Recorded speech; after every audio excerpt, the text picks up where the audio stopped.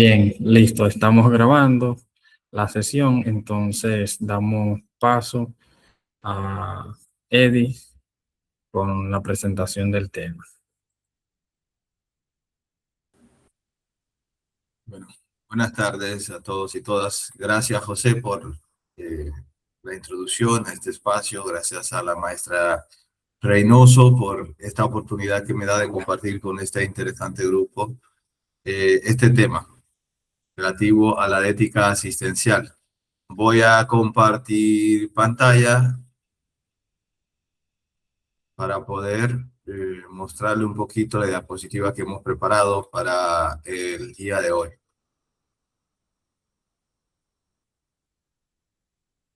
Me confirman si se puede ver mi pantalla.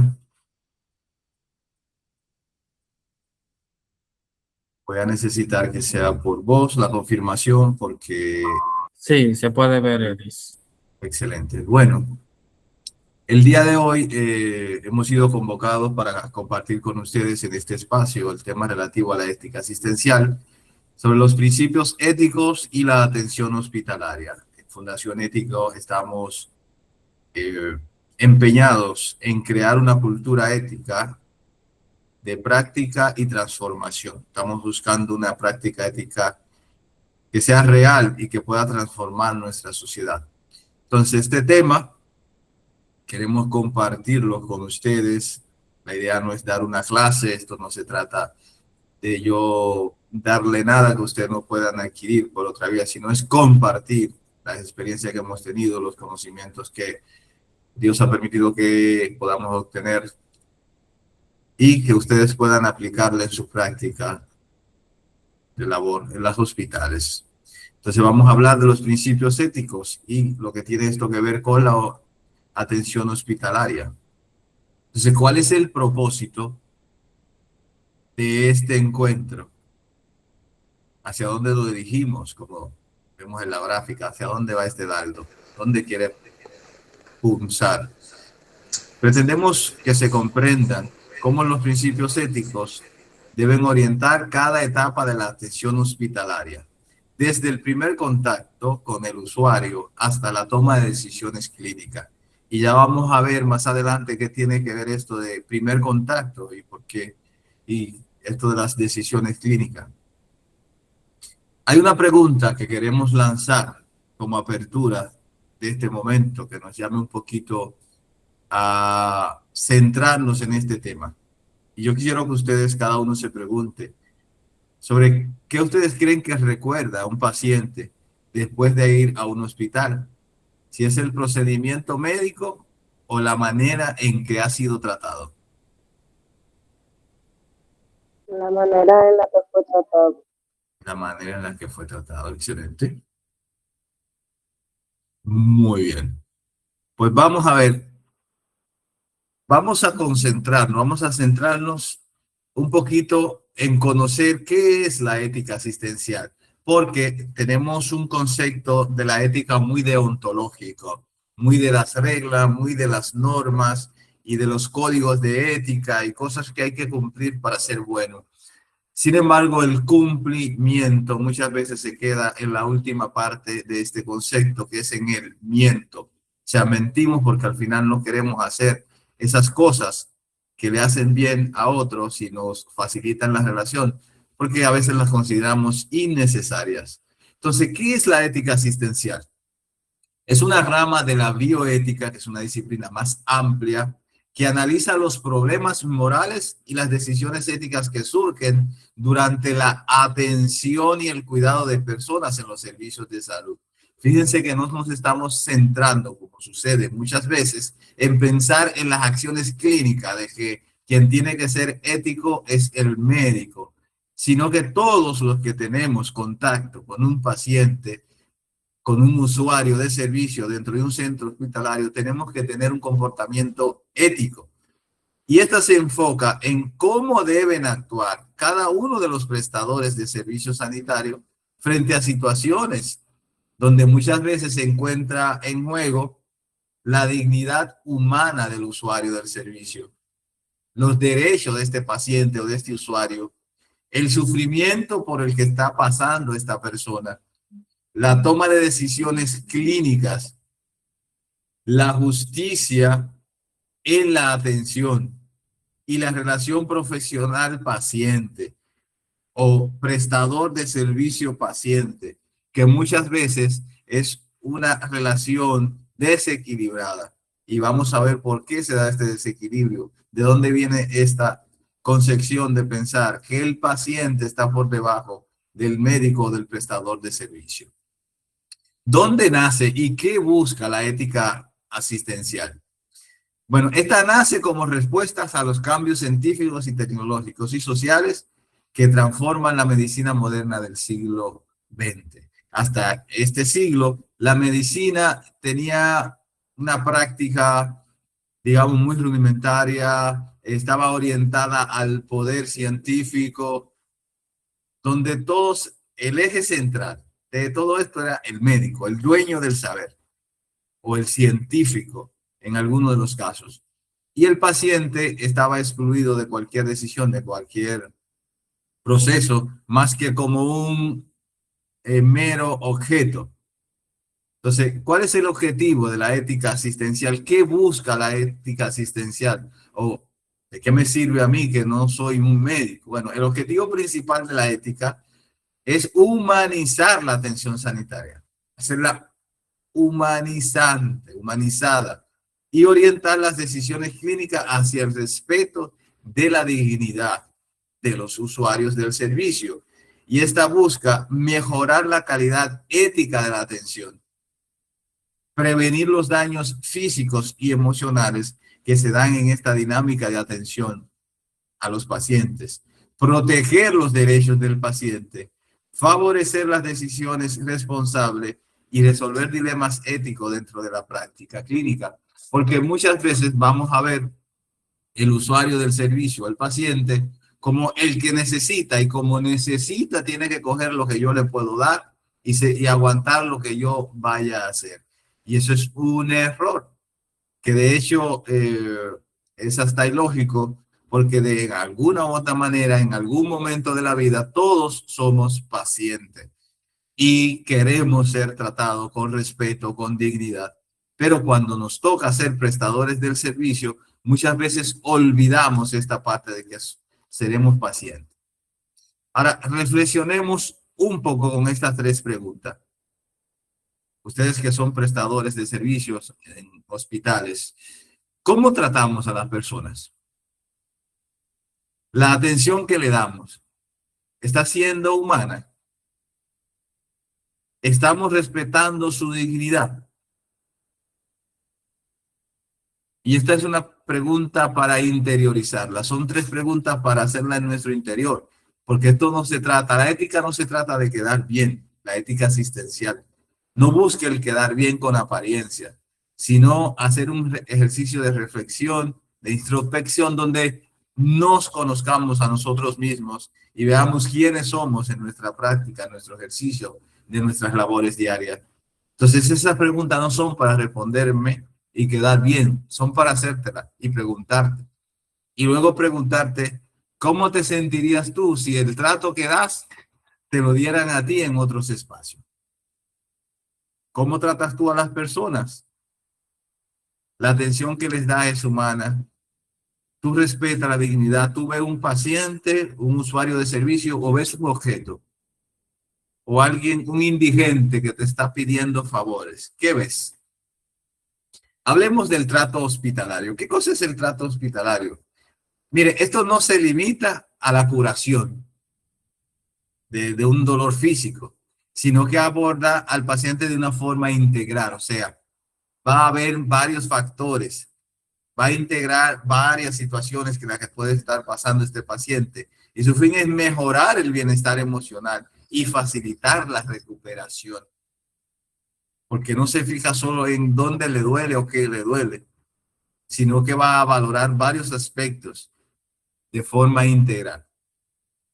Muchas veces la hospitalización es percibida frecuentemente como una crisis o evento traumático que genera estrés, ansiedad, miedo y en ocasiones cuadro depresivo, por lo que el trato humanizado es un pilar fundamental. Mire, cada vez que nosotros tenemos la idea de que vamos a visitar un centro de salud, se generan unas expectativas automáticamente, sea usted médico o como mi caso, que soy psicólogo clínico de profesión y de hecho mi especialización de posgrado es en psicología de la salud, de manera que he trabajado bastante este tema de la dinámica salud-enfermedad. Y yo mismo particularmente experimento esta ansiedad, esta incomodidad de ir a un centro de salud, no saber si recibiré un diagnóstico que pueda cambiar mi vida, la dinámica de mi vida, cómo será el trato, cómo serán los procesos de pago, facturación, análisis y demás. Todo esto genera un cuadro de estrés. Y si ya de por sí el paciente viene con ese diagnóstico que le acerca un poquito al final de la vida, son muchas las situaciones por las que atraviesa un individuo cuando va a ser usuario de los servicios de salud. Por lo tanto, este trato hospitalario debe ser humano y debe ver al individuo que va a esta persona como un sujeto, no un sujeto de estudio, sino como un sujeto, una persona que demanda un servicio del cual tiene derecho. Por eso es importante conocer esto. La ética hospitalaria no depende únicamente del médico. Y por eso estamos nosotros en este espacio, para que ustedes entiendan esto, sino que va a involucrar a los directivos, el personal de recepción o lobbies, enfermería, seguridad, administración, laboratorios, estudiantes, camilleros y personal de limpieza. ¿Cómo estudiantes? Sí, pues la mayoría de nuestros hospitales tienen pasantes de distintas áreas y estos también tienen que ajustarse a las normas éticas del centro y a la cultura de comportamiento y trato ético de los usuarios del servicio que se presta en ese centro hospitalario. Entonces, es importante entender esto. Es que la salud, estimados, no es la simple, como dice su definición, la simple ausencia de una enfermedad, sino que hay factores que son psicológicos y sociales que influyen en lo que es la salud. No solamente es la salud física o la ausencia de esta, sino que la salud es integral y por eso todos estos actores tienen que ver, porque muchas veces quizá el diagnóstico no sea el peor, pero el trato recibido es frustrante y eso hace que la condición de salud del paciente pueda agravarse.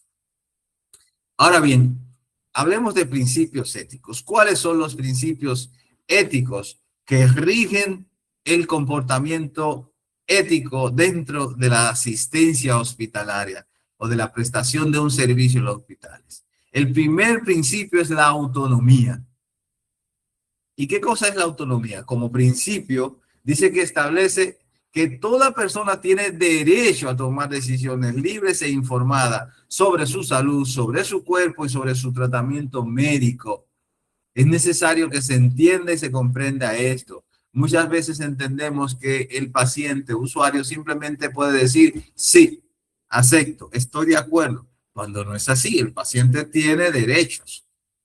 Primero, a ser informado de lo que está pasando. No es verdad que un paciente puede ser medicado sin saber o si está de acuerdo con esa medicación o si está de acuerdo a permitir que su expediente sea utilizado para fines de estudio y demás. Si está de acuerdo que sea parte de un registro X para el levantamiento de información, el paciente debe saber todo lo que pasa y debe estar de acuerdo. Y el paciente tiene también derecho a, como muchas veces lo vemos, una de alta petición, ser informado sobre procesos que muchas veces ustedes que trabajan más con procesos que con medicación entienden que son de confidencialidad del centro y que nadie puede saber cómo es. No, el paciente tiene derecho a saber los procesos que son públicos, ¿verdad? De dominio público en el manejo del hospital, para él saber cuándo tomar una cita, qué momento le conviene más, todo eso es importante. El otro principio importantísimo es la justicia. Y en la ética asistencial esto se refiere a la obligación de ofrecer una atención sanitaria equitativa, no igualatoria. Importante ver esto. Es equitativa, no igualatoria. No vamos a tratar a todos los pacientes iguales, de la misma manera, porque no todos vienen en la misma condición. La idea es tratarle de forma equitativa, de forma digna e imparcial a todas las personas.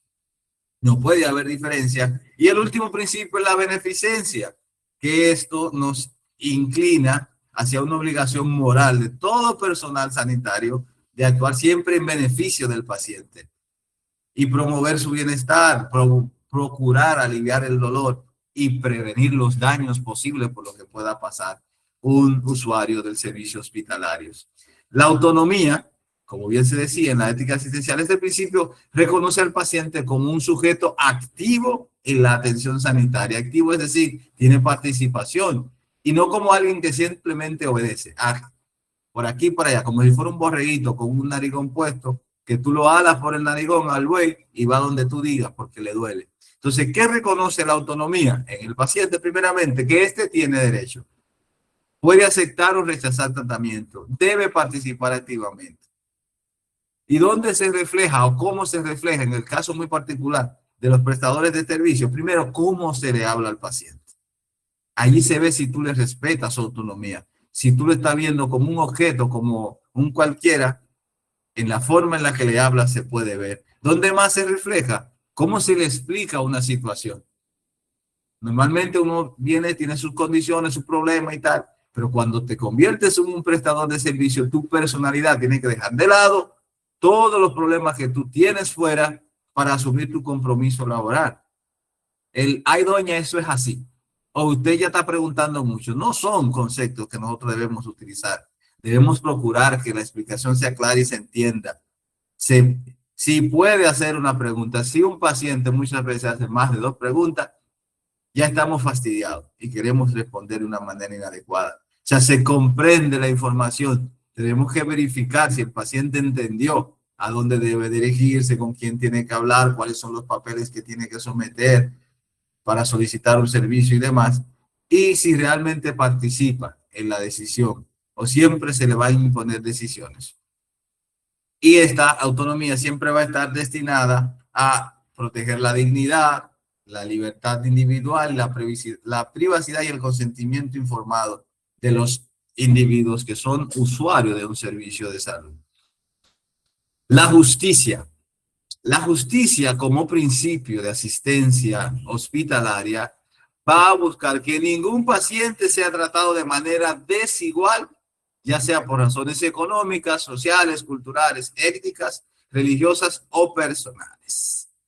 Esto implica distinguir de manera justa, poder distribuir de una manera justa los recursos que dispone el hospital para los pacientes, las oportunidades de atención, los tratamientos y los servicios de salud. Usted entiende muy bien de lo que yo estoy hablando aquí, porque muchas veces el hospital cuenta con servicios o con recursos que están preservados para los amigos de la dirección, para el amiguito de la que da los tickets y demás. O sea, las oportunidades de atención, bueno, es que ya hay 5 tickets, tú llegas a las 5 de la mañana al hospital y resulta que los 3 primeros tickets ya tienen dueño y tú no sabes dónde están los dueños. La que da los tickets lo tiene reservado.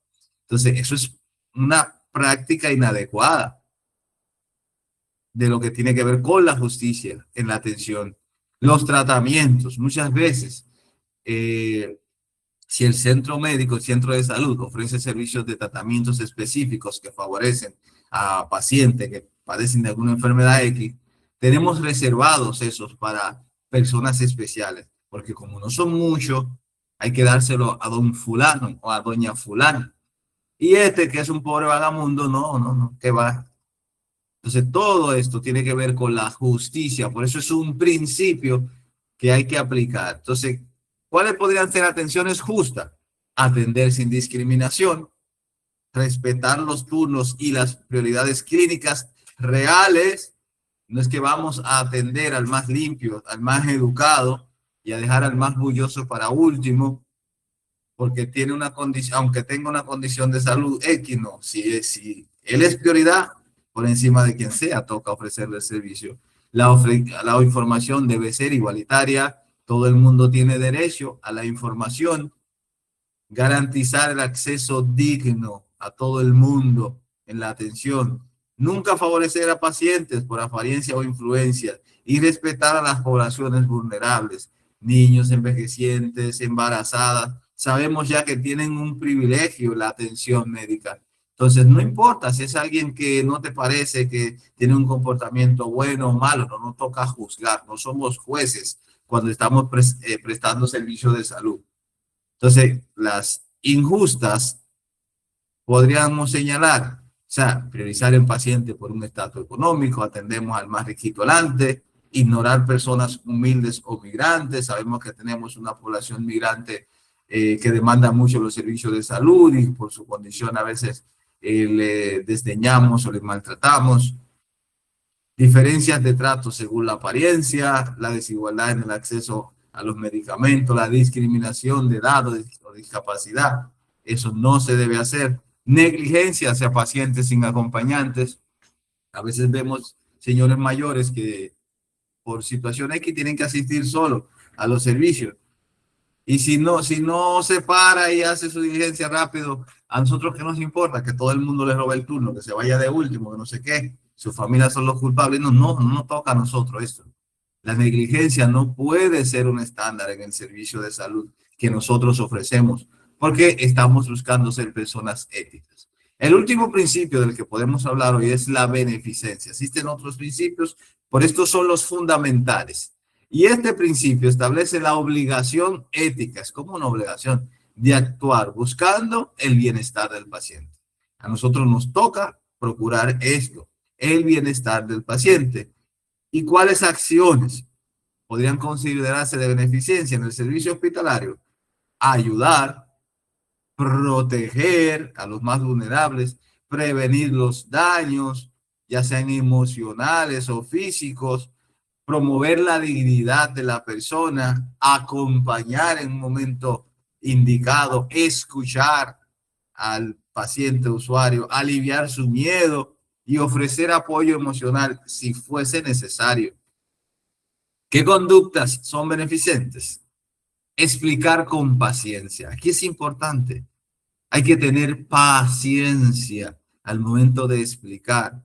A veces hay personas que no tienen un nivel de comprensión más adecuado, ¿verdad? Entonces, vamos a tener paciencia. Controlar el dolor adecuadamente si somos enfermeros o médicos o del servicio de atención directa. Escuchar preocupaciones del paciente es importantísimo. Proteger la privacidad, que también tiene que ver con la autonomía, la privacidad del paciente, sus datos. No podemos nosotros jugar a dar primicias de, ay, pero fulano estuvo por allá en el hospital, yo lo vi que le estaba buscando unos resultados de VIH, o yo escuché de un tema de hepatitis. Dios no quiera que esa persona tenga TB. Entonces, tenemos nosotros que procurar la privacidad, confidencialidad de la información interna de un paciente en nuestros hospitales. Entonces, otra parte es, decíamos, acompañar emocionalmente, buscar tratamiento más adecuado y actuar rápidamente ante cualquier emergencia. Ya para finalizar un poquito, hablemos de los comités de ética. ¿Qué son los comités de éticas? Esos son organismos colegiados multidisciplinarios y consultivos creados dentro de las instituciones, hospitales o clínicas para analizar, asesorar, ayudar y resolver conflictos éticos que surgen en la práctica clínica y en la atención hospitalaria. De manera que todos los hospitales o clínicas deberían de tener un comité de ética asistencial y su objetivo es principal proteger los derechos de los pacientes y mejorar la calidad de la atención sanitaria, humanizando el trato. Esto es lo que siempre va a procurar un comité de ética, humanizar el trato que se le da al paciente. Entonces, la función de esto, como veíamos, es analizar situaciones en las que ahí, digamos, se ven amenazados los derechos del paciente, el trato inadecuado del paciente. Entonces, los comités de éticas analizan la situación, valoran los elementos y las variables que dieron curso al conflicto y van a emitir un dictamen. Van a llegar a conclusiones que, si bien es cierto, no son vinculantes. Los informes son recomendaciones del Comité de Ética Asistencial, o sea, no son obligatorios para que los profesionales o los familiares lo cumplan como tal, a menos que no haya una ley que así lo dictamine en el país o que así lo establezca. De manera que no van a dar un mandato a la dirección de que se debe cancelar a X empleado por H o por R. No. Van a emitir un dictamen de si hubo una falta ética, una violación a los derechos, un maltrato, un trato inadecuado al paciente, el paciente está en derecho. O sea, su función es orientar, como dice el asesoramiento, su función es orientar y apoyar en la toma de decisiones para que sean éticas y humanas. Tienen un alto valor moral los dictámenes que establece, aunque no son vinculantes, como ya les decía. Tiene un gran poder ético y profesional, su peso ético es fuerte y son un referente para actuar como respaldo deontológico. La deontología es la normativa, es la ética que aborda el aspecto normativo. Nosotros ahora estamos en un aspecto no deontológico, más con una visión más bioeticista del trato, la asistencia hospitalaria. Ahora, la ética deontológica es la ética que establece reglamentos y sanciones. De manera que un comité de ética asistencial va a hacer sugerencias que pueden ser tomadas en cuenta al momento de aplicar una sanción. Pero no es que te sanciona el comité de ética. El comité de ética no declara culpabilidad, ni mucho menos. Pero sí da un parecer sobre la acción. Y la confidencialidad está en que todas las acciones que se realizan y se analizan dentro de un comité de ética son confidenciales para no dañar ni al prestador del servicio ni al paciente usuario de los servicios hospitalarios. Entonces, para reflexionar y llegando al final de este encuentro que hemos tenido, he ido un poquito rápido por la hora, hemos tenido unos contratiempos, pero ojalá y ustedes hayan podido conocer y entender un poquito y creer un poquito en la necesidad de aplicar esos principios a nuestro comportamiento diario en nuestra labor prestando este servicio. Y hay una pregunta muy interesante. ¿Puede un hospital tener un excelentes médicos o un servicio médico excelente y aún así brindar una atención poco ética? ¿Es posible que pase eso?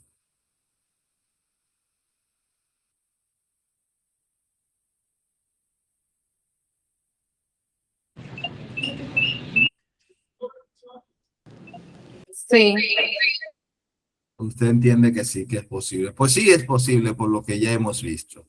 Entonces, alguna frase con la que yo necesito, quiero y espero que ustedes puedan quedarse a partir de lo que hemos visto en este encuentro. Es lo primero, que la ética hospitalaria se refleja tanto en una cirugía compleja, por decir, uno de los procedimientos clínicos más importantes que se hace dentro de un hospital, como en la manera en que alguien responde a una simple pregunta. En cualquiera de estos dos escenarios se pone de manifiesto la ética hospitalaria. Por si usted cree que solo los médicos están obligados a tener un comportamiento ético. Informar no es solo hablar, es asegurarse de que el paciente ha comprendido la información y la puede aplicar de manera satisfactoria en beneficio de su condición de salud. Lo otro es que la calidad de un hospital no se mide solo por su tecnología. Podemos tener el hospital más tecnológico del mundo, pero esto también puede ver en la dignidad con que se trata a las personas.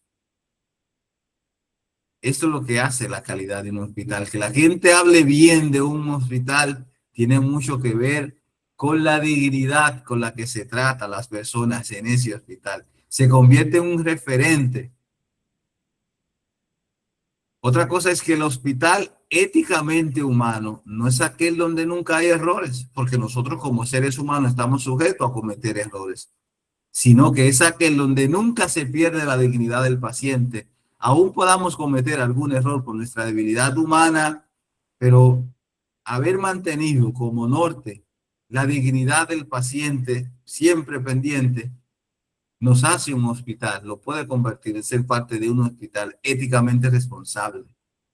Y algo que debe también quedarse para la historia en sus corazones como prestadores de servicio es que la justicia hospitalaria no depende solo de grandes decisiones políticas.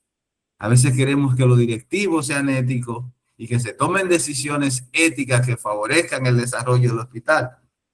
Pero también es importante recordar que esto se refleja en el trato diario en el que da el portero, la recepcionista, la enfermera, el camillero, el contador, no importa quién sea, si es prestador de servicio hospitalario, en su trato diario se va a manifestar la justicia, porque no va a tratar a nadie por quien tenga dinero, por de dónde venga, qué idioma hable, cómo esté vestido, sino que va a pensar en un ser humano que está necesitado de la asistencia médica, de la asistencia administrativa, del apoyo emocional que necesita esa persona.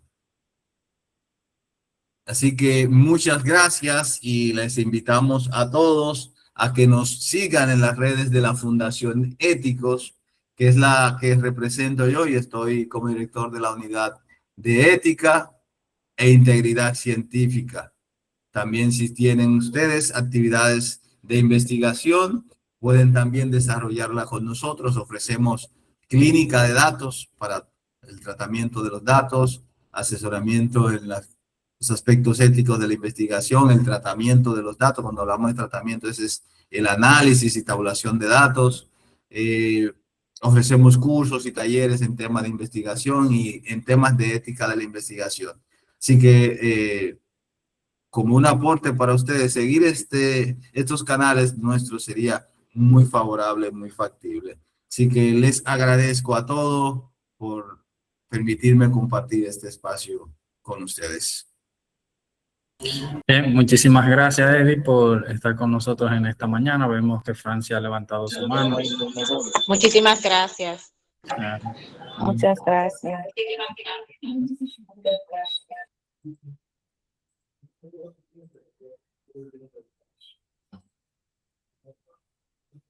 Bueno, gracias a ustedes.